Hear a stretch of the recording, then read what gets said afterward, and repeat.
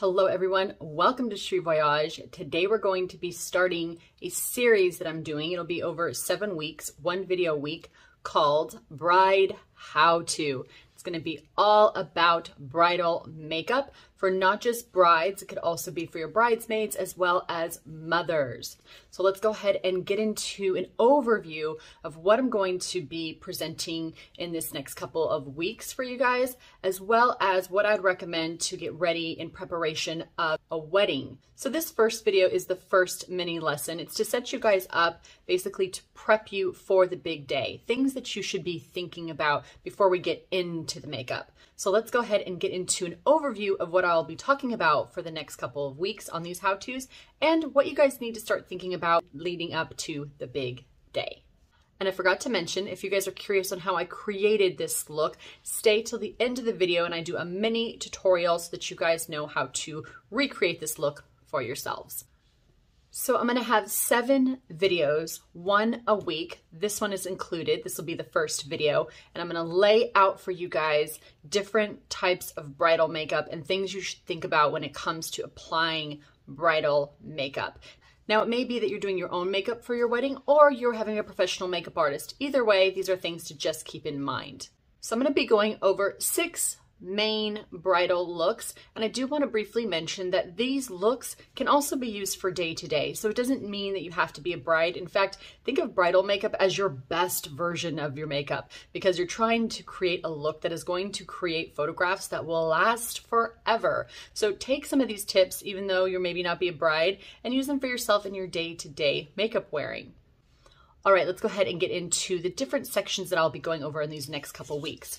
So the first video that I'm going to go over today, like I said, it was all about preparation, things you should think about when it comes to the big day. The rest of the videos that I'll be doing are based on different bridal looks. So I'm going to go over an overview of how I'm going to lay out this next 7 weeks.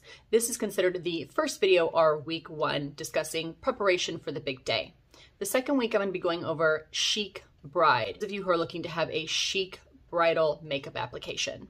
The third week will be Natural Bride. For those of you who like a very natural look, this is for you. The fourth week is for the Glam Bride. This is definitely for those of you who like a full makeup application.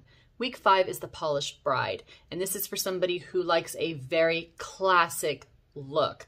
Someone who likes something minimal, polished, chic, and a bit reserved. Week 6, I'll be going over the Goddess Bride. This makeup application is all about beautiful bronze skin, jeweled tones, something tropical, or maybe something that is a very vibrant, festive type of wedding makeup look.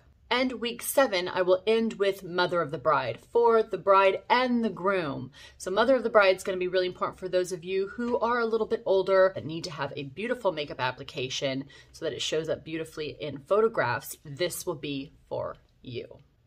All right, let's go ahead and get into this lesson though, which is all about things to start thinking about for the big day and for preparation.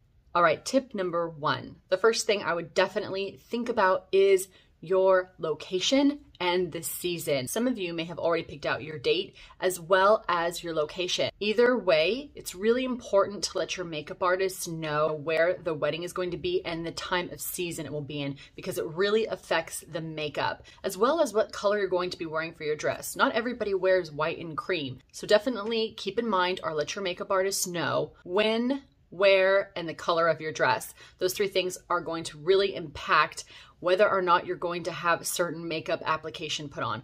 For instance, if you go somewhere tropical, there's usually going to be more humidity, so it's nice to know what kind of makeup application to put on for high heat and humid conditions. Or if you are going to be in the mountains with snow and cold weather during winter, that will be a different type of makeup application.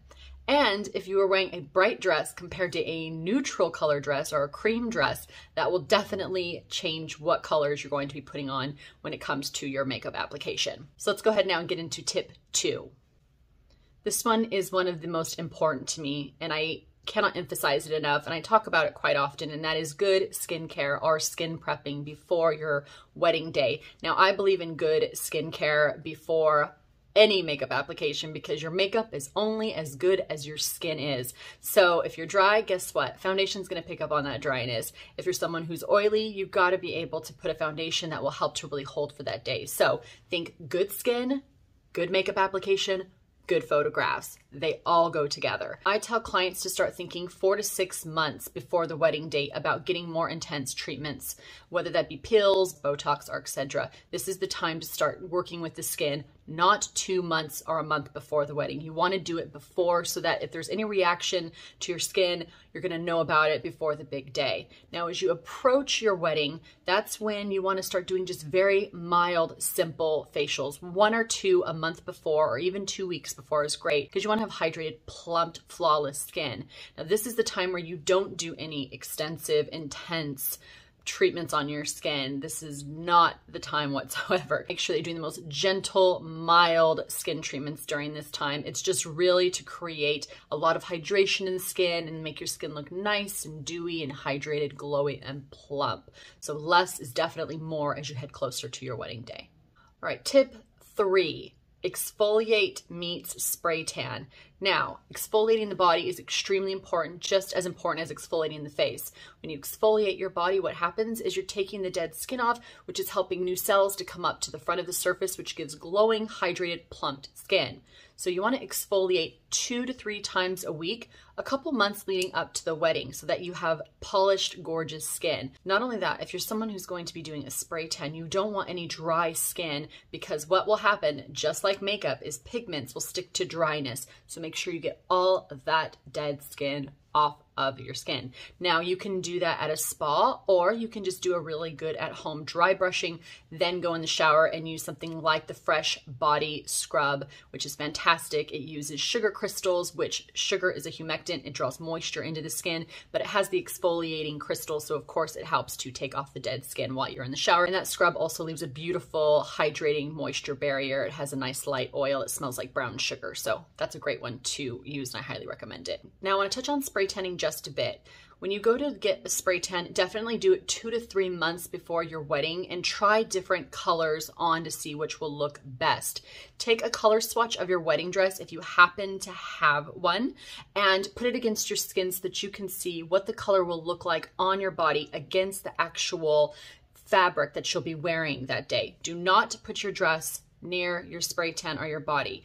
Just do a swatch or something similar in color, even like a paint chip, something that you can just see how the color of the tan will look against the color of the dress. This is the time where you do your trial and error when it comes to picking out what is the best spray tan for you. You do not want to do a spray tan a week before your wedding. It's a terrible mistake. So 2 to 3 months before the wedding, once you pick out the color that seems to work the best for you, then get your spray tan 2 to 3 days before your wedding day. And the reason you want to do that is you want to allow 2 to 3 days so that the tan can kind of lay down a little bit more subtly and not be so intense. It'll leave more of a natural look because it will fade into a beautiful golden tan. All right, next tip to think about, your teeth. Oh, your teeth, people. I can't even begin to emphasize how important this is, especially on your wedding day when you're going to be photographed and those pictures are forever. You can go get a professional teeth whitening done. Just give yourself a good 4 to 6 weeks, maybe longer, depending on your teeth sensitivity. Talk to your dentist. I recommend professional teeth whitening, and then you can maintain with strips as the day leads up to the wedding. Just make sure that you check in with your dentist because everyone has different sensitivity when it comes to their teeth and their gums. But definitely whiten your teeth. The next tip is on when to get a mani-pedi. I would say a day or 2 before, because you want your nails to look as fresh as possible. I usually have brides do it the day before because it's nice and relaxing. Take your wedding party, your mother, your mother-in-law, or whoever's in your tribe, and go and get a nice relaxing mani and pedi. Now, here are the colors I recommend using based on skin tone. If you are a pink undertone, which is somebody who is fair and usually has blue in their veins, for those of you that don't know, if you're a warm undertone or a cool undertone, if you look at your veins, if you can see blue, you're more of a cool undertone. If you see more green, you're a warm undertone. If you can't tell, you're usually somewhere more on the neutral side. If you look up close to mine, they're definitely more green than they are blue, which makes me more of a warm undertone. So that might help you guys to pick out the right nail polish color. But if all else fails, you can never go wrong with light, beautiful, neutral pastel colors. So if you're a pink undertone, the best colors for your nails are soft pink colors. So think of sheer peach and soft peach. Those look beautiful on your skin tone. If you're an olive skin tone, think soft beiges. Beiges look beautiful on warm, mid skin tones. If you're a dark or deep skin tone, you can do any one of those colors. You can do a soft beige, a soft peach, or a soft pink. They'll all look beautiful. With all the skin tones I mentioned, you can never go wrong when it comes to soft pinks, peaches, and beautiful warm beiges. All right, let's discuss some makeup tips to start thinking about. Now, the videos that I'll be going through with you in the next couple of weeks, we're going to go thoroughly through a bunch of different tips, tricks, and techniques. But I want to get you guys thinking about the big day, starting to think about preparation and what you should be grabbing so that when you sit down to do the makeup, you'll be ready to go. So tip 1, no SPF more than 15. That is because there's white, zinc, and titanium dioxide in most SPF, because those are small little particles that go on the face to bounce the sun back off of the face. It's meant to do its job to protect the skin, but unfortunately, when photo flash hits those particles, you look like a ghost. So stay away from SPF of 15 and above. I try not to put any SPF just for that day on brides unless they are in an incredibly tropical, hot, full sun type of setting. Or if you feel very strongly about wearing SPF, have some photographs taken with the foundation and the SPF so that you can see what they look like. Definitely stay away from anything above an SPF 15 for the big day. So the next tip piggybacks off of what I just mentioned when it comes to taking photographs of your makeup and your SPF. So this next tip is about going and getting a couple of foundation samples. Maybe you already have a couple that you have at home. I know most of us have more than 1 or 2 foundations, and maybe there's a couple you like. Great. Try those on. Make sure they match your neck, chest, shoulders, and ears, so that way you are beautifully uniformed in one color. I don't know what kind of dress you'll be wearing that day, but if obviously you're wearing strapless, you want to make sure your foundation is a seamless transition from your neck all the way down.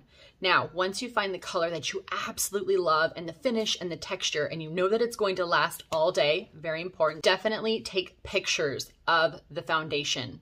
And what you want to do is try on several different foundations, go into natural light, and take some photographs. You can have your friend do it, take some yourself, a professional, up to you. Obviously depends on your budget. Take pictures during the morning, midday, and at night, and see what it looks like. Take pictures in natural light and artificial light. You'll be surprised at how many different settings that you're actually going to be in throughout your wedding that you won't even think about. So definitely take a bunch of photos to make sure that your lighting works well with your foundation, or I should say that your foundation works well with the lighting. And one of my 3 mottos that you guys will hear over and over again is blend, blend, blend, blend. And then when you're done blending, blend again, because when in doubt, blend it out. Blending is the key to a beautiful, flawless foundation application. So blend away, my friends. All right, the next tip for makeup is think glowing skin. Most brides, even if it's a matte application on their skin, don't want to look dry. They want to look luminous and glowing. Now here's the difference. There's shiny, no, and there's illuminated. Yes. So what you want to do is think glowing skin. And the best way to do that is to think about the center of the face as having a beautiful, soft, matte, translucent powder dusted down the middle. That's where our oils are.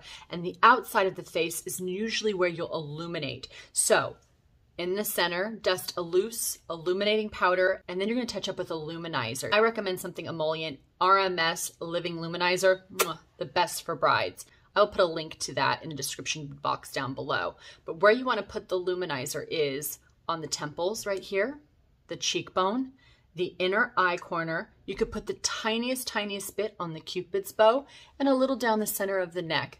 The décolletage, ever so lightly. Remember to stay very light-handed because I don't want you to transfer any of your makeup onto your dress. So just think a very light application on the chest, and you will look incredible. Those are areas that catch light really beautifully when it comes to photographs to create a beautiful illuminating effect or glowing skin. Now I'll be going over 6 different looks with you guys, so no need to worry when it comes to ideas, but I just want to emphasize, make sure that you feel comfortable in your skin that day. This is a time where you look at bridal magazines and see what's out there so that you can get inspired to create a look, of course, that looks like you, but maybe a little bit more polished for your big day. If in doubt, think of these 4 things: glowing, illuminated skin, a rosy, subtle cheek, a beautiful blush lip, and a gorgeous, subtle, defined eye. If you have those four, you will be set. Lastly, make sure you have these pieces in your makeup bag. These are must-haves. The first one is tissue, for obvious reasons. You may be crying, someone in your wedding party might be crying, a guest might be crying, who knows? Just have some tissue on you so that you can have that as backup. Next is blotting papers to soak up any excess oil on the face. It's a great way to soften and deposit light powder on the skin while picking up excess oil. Next is some breath strips. Listerine strips are great. Just stick them on your tongue or little mints just to keep your breath nice and fresh. You will be talking to a lot of people and most likely hugging and kissing people eventually. Next is powder for touch-ups. Now I recommend having a small little compactable kabuki brush that you can go in and do a light dusting of powder. I will get into how to apply powders because there is a technique when it comes to reapplying powder, especially if your makeup has been warm and has moved around a bit throughout the day, or you have a lot of oil on your skin. I will discuss that with you in the later videos. Next is lip gloss. Now, when you put your lipstick on, you're going to obviously most likely have a stain or a lip liner, something that will hold the lipstick on all day. But as the day goes on, lip gloss is actually gorgeous in pictures. It really catches light beautifully. So I have a light lip gloss handy. Next product I recommend is a perfume roller ball. They're great for touching up behind the neck. You don't have to spray. It's just a nice, subtle, elegant way of wearing fragrance and touching up throughout the day a little bit behind each ear, especially as people will be leaning into each side of your neck to either offer you a hug or a kiss, and your groom will be at your neck when you do a lot of dancing, talking, kissing, and the rest. Next, I recommend a concealer stick. For obvious reasons, just to touch up around the eyes. You might get a little fallout from tearing up, mascara, eyeliner, whatever it is. Have a concealer stick to clean up, and some Q-tips. Q-tips are amazing on that day. You'd be surprised to clean out the inner eye, just in case a little bit of makeup got in that corner, to clean up around if there's any eyeliner, to clean up around the lip line. Q-tips are amazing little tools. And finally, a setting spray. Urban Decay All Nighter Setting Spray is amazing, and they have a small little travel size to throw in there. You can put it on top of the makeup. Throughout the night, you might be dancing, sweating, and you need to reset your makeup. The Urban Decay All Night Setting Spray is fantastic. If you guys have a question in general, this is a perfect time to reach out to me, and I will do my best to address it in one of the videos. So hopefully this video has helped you to start thinking about preparation for your big day. All right, you guys, I will see you in the next lesson, which is next week, next Monday to be exact, and it is going to be on the Chic Bride. This is going to be on medium coverage foundation application with balancing the features, ombre, eyes, full lashes, and a subtle pop of color on the lip. If this is something that you think you might be interested in for your big day, definitely tune in. And if you just want to see how to do a beautiful chic makeup look, tune in as well. All right, you guys, I will see you in the next video. Take care of yourselves, take care of each other.